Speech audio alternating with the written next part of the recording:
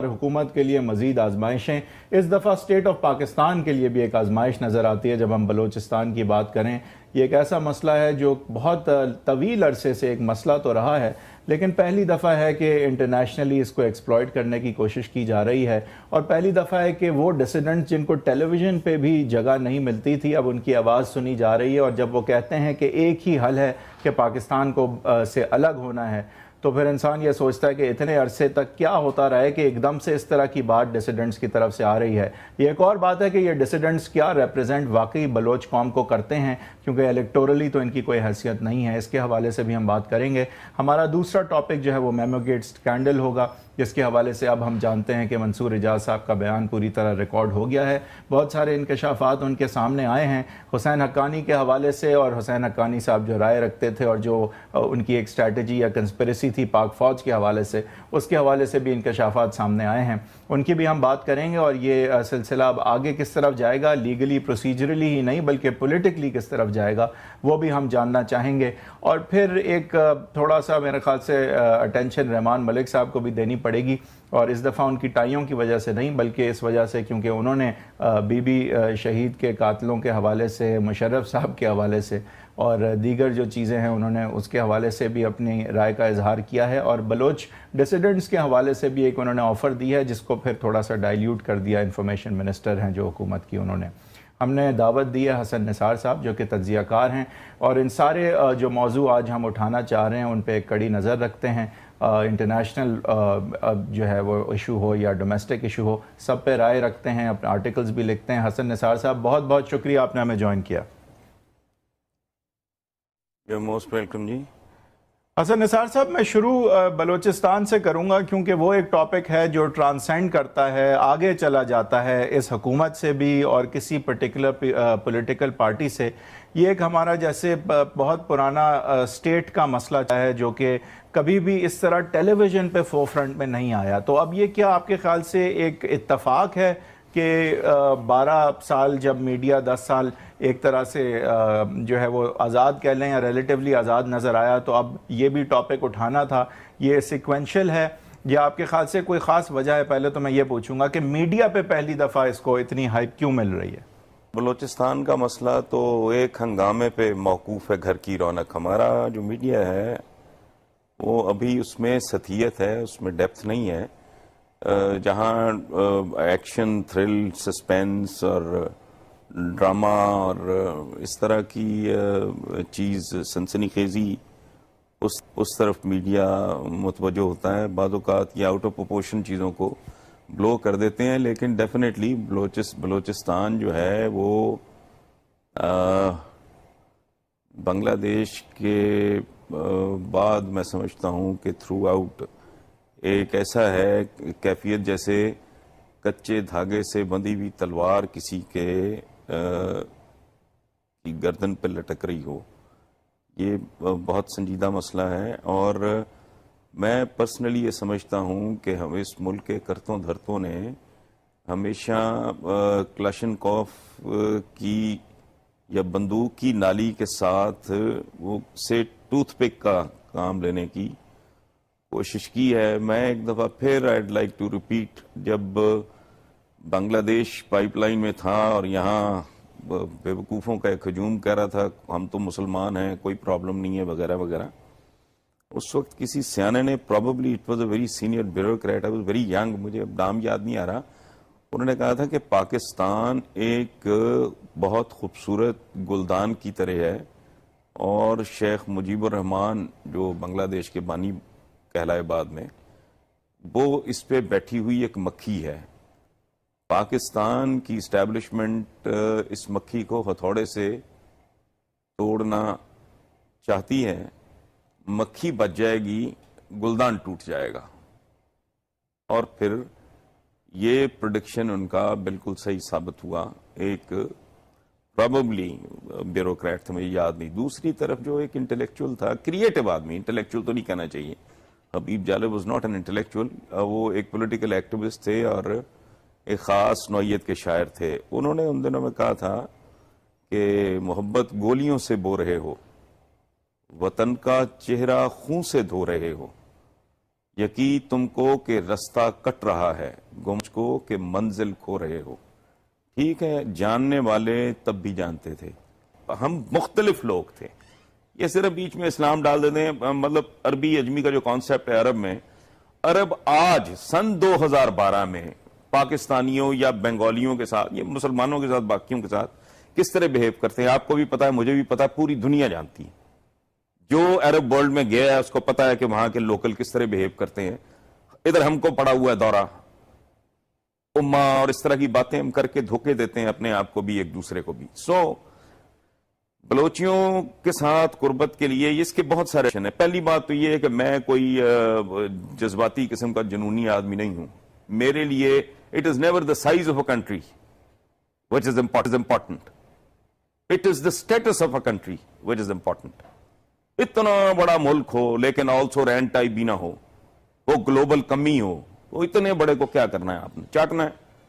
چھوٹا سا ملک ہو لیکن باوقار ہو، اس کا ایک مقام ہو، اس کی عزت ہو، اس کے لوگ خوشحال ہوں، وہ طاقتور ہو، تو وہ باعزت ہے۔ تو سائز ہمارے دماغوں میں، تعداد بھی جیسے آبادی کے اعتبار سے کہتے ہیں کہ جی مسلمانوں کی تعداد بڑھ رہی ہے، بھی تعداد بڑھ رہی ہے تو کیا فرق پڑتا ہے؟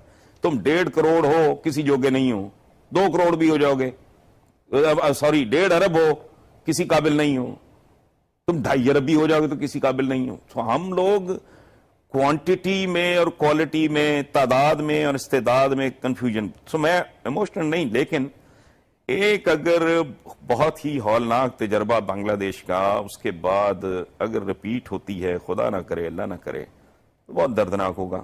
اچھا، اب امریکہ پہ چڑھائی کی ہوئی ہے، بولے جاتے ہیں او بھائی تم لوگوں کو کیوں موقع دیتے ہو؟ تمہیں پتہ ہے کیا مار دھاڑ چل رہی ہے بھٹو سے لے کے اب تک، مطلب کیا کیا نہیں ہوا بیچ میں، سب کو سب کچھ پتہ ہے۔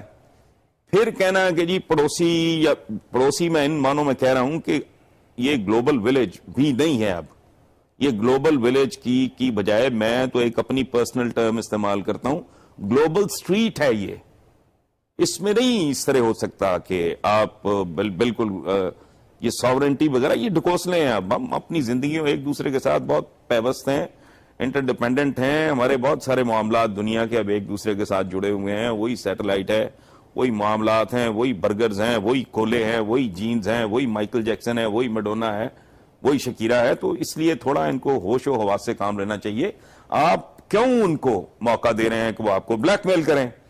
ایک طرف آپ ان کے ساتھ اپنی بارگیننگ بڑھانے کے لیے you are playing hard to get, please forgive me for this expression, Americans کے حوالے سے جان تو نہ وہ آپ کی چھوڑیں گے نہ آپ چھڑوانا چاہیں گے، حقیقت یہ ہے، لیکن صرف اپنا ذرا بھاؤ بڑھانے کے لیے آپ کو حرکت ہے۔ ادھر آپ ساتھ آپ نے پیرالل یہ چلایا ہوا تو یہ اس طرح ہوگا نہیں۔ پھر بلوچستان کا چہرہ بلوچوں کے سردار ہیں، اچھا جو خود کھرپتی ہیں، یہ جیسے پرویز مشرف صاحب پہ، یا عجیب ملک ہے، بہت دلچسپ ملک ہے۔ میں اگر کسی کی ہیڈ منی اس طرح اناؤنس کر دوں ایز این انڈیویجول تو کیا ہوگا؟ وہ کر رہے ہیں، ہم اتنے دے دیں گے، اتنے کروڑ روپیہ دے دیں گے جو پرویز مشرف کا سر لائے گا، یہاں کسی کے کان پہ جوں نہیں رنگی۔ یہ کون سا قانون ہے؟ یہ کون سی دنیا ہے؟ وہ ٹھیک ہے اگر ہوا ہے تو ٹرائل ہیں، کورٹس ہیں، عدالت ہے، عدلیہ ہے، انصاف ہے، کوئی پروسیجر ہے، کوئی اصول ہے، قاعدہ ہے، ضابطہ ہے۔ یہ ٹوٹل دھاندلی ہے، کچھ سر لے آیا اس کا کر دیں گے۔ مجال ہے اس ملک میں کوئی بولا ہو اس بات پہ؟ بات رائٹ اور رانگ کی نہیں ہو رہی، اپروچ کی ہو رہی ہے۔ دو غلط چیزیں مل کے تو صحیح نہیں ہو جاتی نا۔ حسن نثار صاحب، آپ نے اپروچ، ایک it's an important word here because آپ نے اپروچ کا ذکر کیا۔ اگر میں آپ سے پوچھ سکوں کہ آپ کے خیال سے جو بھی بلوچ ڈسیڈنٹس کہہ لیں، یا ایک جو بلوچ پاپولیشن سے آواز اٹھ رہی ہے، اب وہ پتہ نہیں کتنی پریولنٹ ہے، اس پہ بحث الگ ہے، کہ واقعی ان کے جو ہے حقوق جو ہیں وہ ان کو نہیں دیے گئے ہیں، آپ کے خیال سے یہ ایک لیجیٹیمیٹ ان کی جو ہے گریوینس ہے، ایک شکایت ہے، اور کیا یہی مسئلہ ہے؟ اور اگر یہی مسئلہ ہے تو اس کا حل جو ہے اس مسئلے کا، اس کے لیے کیا اپروچ ہونی چاہیے اب حکومت وقت کی؟ دیکھیں بھائی، بلوچوں کے کا گریونس تو ضرورت سے زیادہ درست ہے۔ ان کے اپنے اندر ایک کانٹرڈکشن ہے، دیٹ از ڈفرنٹ۔ ان کا ہر سردار کھرپتی ہے، وہ رائلٹیز لیتے ہیں، فلانا کرتے ہیں، شہزادوں والی زندگیاں گزارتے ہیں، باہر پڑھنے جاتے ہیں، ان کی پراپرٹیز ہیں، ہر ڈیفنس میں، کراچی کا ہو لاہور کا ہو، ان کی جائیدادیں ہیں, یہاں ایچ میں داخلے لیتے ہیں, عام بلوچ کے پاؤں میں جوتی نہیں ہے, وہ خود ایکسپلائٹرز ہیں. لیکن چونکہ وہاں جہالت رکھی گئی ہے, 64 سال میں بھی ان کے اندر وہ شعور, وہ تعلیم, وہ تہذیب, وہ تمیز وہ پیدا ہی نہیں کی گئی کہ وہ ان مٹی کے خداؤں کو اٹھا کے باہر پھینکیں اور انڈیپینڈنٹ اپنے طور پہ. وہ بیچارے سوچتے ہی اپنے سردار کے دماغ سے, سردار کی آنکھ سے, جو بذات خود ظلم ہے. اسلام آیا تھا لبریٹ کرنے اس طرح کے لوگوں کو, 64 سال بعد بھی اب وہیں بیٹھے ہیں. رہ گیا بلوچوں کا یہ کہ جی ان کو انصاف نہیں ملا. تو مجھے ایک بات بتائیں, پنجاب میں انصاف مل رہا ہے؟ یہاں لوٹ مار ہے, چند خاندان ہیں, پورے ملک کی یہی کیفیت ہے. بلوچستان میں چونکہ یہ ضرورت سے زیادہ ننگا ہے کام, ٹھیک ہے, اور پھر سرداروں کی اپنی ایک دنیا ہے, ان کے اپنے ایک معاملات ہیں. سر یہ لیکن ہمارا فیلئر نہیں ہے پھر, یہ ہمارا سر یہ ہمارا پھر فیلئر نہیں ہے کہ ہم یہ باور نہیں کرا سکے ان عام بلوچ عوام کو جن کی پیروں سے جوتیاں اور سر سے ٹوپی جو ہے ان کے اپنے سرداروں نے نکالی ہے. ہم ان پہ یہ باور نہیں کرا سکے کہ اصل میں ان کے ایکسپلائٹرز جو ہیں, اگر پاکستان سٹیٹ کچھ حد تک ہے بھی تو اصل میں تو ان کے اپنے سردار ہیں. تو اس میں کیا پاکستان سٹیٹ کا فیلئر اور اب کی جو میڈیا ہے اس کا بھی فیلئر ہے, یا اب یہ بات بدلے گی؟ کیونکہ میڈیا میں پہلی دفعہ یہ بات اچھلی ہے. 100% یہ آپ کی جو مخصوص قوتیں ہیں جو ہر مسئلے کا حل, میں نے کہا نا, یہ تو ٹوتھ پک کی جگہ بندوق کی نالی. وہ منڈ سیٹ کیا ہے, وہ یا خان والا جو بنگلہ دیش صاف نظر آ رہا تھا کہ معاملہ کدھر جا رہا ہے. وہ کہتا تھا کہ I'll make my way through the barrel of a gun. یہ جو barrel of a gun والا گند گھسا ہوا ہے نا, یہ درست نہیں. مطلب بیسیکلی تو عام بلوچ کو یہ بتانے کی, یہ سمجھانے کی ضرورت ہے کہ تمہاری میکسیمم ایکسپلائٹیشن میں, سب کی بات نہیں کرا, ایکسیپشنز ہر جگہ ہوتی ہیں, وہ جاگیرداروں میں بھی ہیں, صنعت کاروں میں بھی ہیں, ایسی نہیں بات کہ سارے کچھ شیطان ہوتے ہیں. دیکھنا یہ ہوتا ہے کہ میجورٹی کس ٹائپ کی ہے, کہ یہ تمہارے ایکسپلائٹرز ہیں, یہ اللہ معاف کریے تمہارے خدا نہیں ہیں, نہ یہ تمہاری ویلفیئر میں انٹرسٹڈ ہیں. وہ میں نے کسی ریٹائرڈ جنرل کی کتاب پڑھی کہ جو ایجوکیشن کے لیے لوگ گئے والی سوات کی ہے پتہ نہیں کس کے, تو انہوں نے کہا آپ کے اسکول شول بنانے ہیں اور یہ کرنا ہے وہ. اس نے کہا اچھا صبح انشاءاللہ شکار پہ چلیں گے, وہاں بات کریں گے. اگلے دن وہ سارا اپنا تام جھام لے کے لاہور لشکر وہ گیا, سردیوں کے دن تھے, اس نے وہ کچھ شکار کیا, تو وہ ڈکس وغیرہ یہ جو بھی تھا وہ گری پانی میں, تو 50 لوگوں نے ٹھنڈے یخ پانی میں چھلانگ مار دی وہ نکالنے کے لیے وہ شکار کا جانور. تو اس نے کہا بات سنو, تم یہاں اسکول بنانے آئے ہو, اگر بناؤ گے تو اتنے لوگ میرے مرغابیاں نکالنے کے لیے ٹھنڈے پانی میں چھلانگیں نہیں ماریں, بھاگ جاؤ یہاں سے. یہ تو سوچ ہے ان لوگوں کی. ابھی کل کسی پروگرام میں ہمارے دوست ہیں سلیم بخاری, وہ بات کر رہے تھے کہ فلاں نے کہا ہے کہ یہ جو علاقے کی بحالی کا کام ہو رہا ہے, میرے جوان بیٹے کی موت نے میری کمر نہیں توڑی تھی, اس نے میری کمر توڑ دی. تو عام بنگالی کو یہ ہر معاملہ, ہر مسئلہ زندگی میں ڈنڈے سے حل کرنا چاہ رہے ہیں. میڈیا کا اپنا فیلئر نہیں ہے, جو لوگ ان معاملات کو ہینڈل کر رہے ہیں, it is basically their job to ensure کہ لوگوں کو ایجوکیٹ کریں. ایجوکیٹ ادروائز کرنے میں تو ڈیکیڈز لگتے ہیں, وہ لمبا معاملہ ہے, لیکن کم از کم اس پرٹیکولر ایشو پہ کہ بھائی ان لوگوں سے جان چھڑاؤ. مطلب کہ جو رائلٹیز آپ نے بلوچ سرداروں کو دی ہیں, جو آپ نے رائلٹیز بلوچ سرداروں کو دی ہیں, جو کچھ معاوضہ انہوں نے لیا اور جو کچھ ان کا لائف سٹائل ہے, اس چیز کو ایکسپوز کرنے کی یا وہاں کے عوام کو بتانے کی بھی تو ضرورت ہے نا. تو اب یہ ہوگا کس طرح بتائیں گے آپ؟ جا کے وہاں گلی گلی گھومیں گے, ٹی وی پہ بتائیں گے, کس طرح بتائیں گے؟ اس کے 1001 طریقے ہیں. میں نے تو چونکہ ان کا کوئی ٹھیکہ نہیں لیا ہوا, نہ مجھ سے کسی نے مشورہ کیا ہے, تو اس پہ مغز پاری. لیکن یہ کون سا, یہ کوئی راکٹ سائنس تو ہے نہیں, سادہ سا کام ہے, کمیونیکیشن کا کام ہے نا, یہ اوپینین میکنگ ہے, یہ میڈیا کو مینج کرنے کی بات ہے, یہ اوپینین مینوفیکچرنگ ہے. اس میں کیا ایسا بڑا پرابلم ہے؟ اگر آپ وہ چیز منڈی میں بیچ سکتے ہیں جس کی عام کنزیومر کو ضرورت ہی نہیں ہے, which is called compulsive buying. compulsive buying کیا ہے؟ اس کو ہوتی نہیں ضرورت اس چیز کی, لیکن وہ اس کا کنزیومر بن جاتا ہے. تو یہ تو ایک ایسی چیز ہے جسے آپ بہت آسانی سے مارکیٹ کر سکتے ہیں. کسی بھوکے کو کنونس کرنا کہ تمہیں بھوک لگی ہے, یہ کتنا مشکل کام ہے. ایک بندہ جس کے پاؤں میں جوتا نہیں, اسے بتانا کہ تم اپنے سرداروں کو دیکھو اور اپنا حال دیکھو. لیکن یہ ایک میں ڈیفرنٹ ڈائمینشنز کی بات کر رہا ہوں. ایک تو میں نے شروع یہاں سے کیا تھا کہ سائز اتنا جغرافیہ سب سے بے وفا چیز ہے. قرۂ ارض کی تاریخ اٹھائیں, پچھلے 100 سال کی اٹھا کے دیکھ لیں. دنیا میں جغرافیہ بہت تیزی سے تبدیل ہوتے رہتے ہیں, کچھ نگل لیتے ہیں, کچھ اگل دیتے ہیں.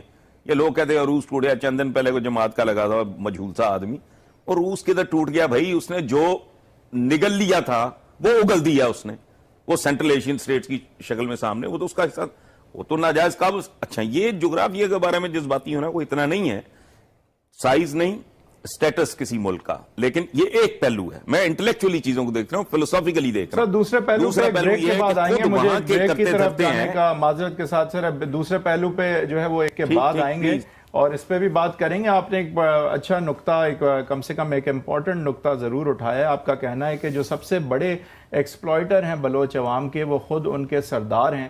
اور پھر ایک انٹرسٹنگ ڈسکشن اس سے شروع ہوئی کہ ایسا پھر کیوں ہے کہ اتنی سی بات باور نہیں کرائی جا سکی بلوچ عوام کو کہ اصل ان کے ایکسپلائٹر کون ہیں. ایسا کیوں ہے کہ بلوچ عوام پاک فوج اور پاکستان کی ریاست کو اپنا دشمن سمجھتی ہے. اس پہ اب بریک کے بعد اس پہ ایک مزید ایک بات اور بھی یہ کریں گے کہ اب اگر پاکستان کی فوج نے اس ٹاپک کو میڈیا میں اتنا بلاک نہ کیا ہوتا اتنے سال, اور یہی چیزیں سامنے آتی ہیں کہ بلوچ سرداروں نے کتنی رائلٹی لی ہے اور کتنا کچھ جو ہے ان کو دیا گیا, اور ان کی زندگیاں کیا ہیں, اور ان کے جو گاؤں میں یا ان کے ٹرائب کے لوگ ہیں وہ کس طرح رہ رہے ہیں, تو شاید اتنا برا حال جو ہے نہ ہوتا. یہ بھی بات کریں گے کہ کیا چیزیں مختلف کی جا سکتی تھیں, اور پھر شو کے اینڈ میں یہ بھی ضرور بات کریں گے کہ اب بھی کیا کیا جا سکتا ہے. یہ ساری بات کریں گے حسن نثار صاحب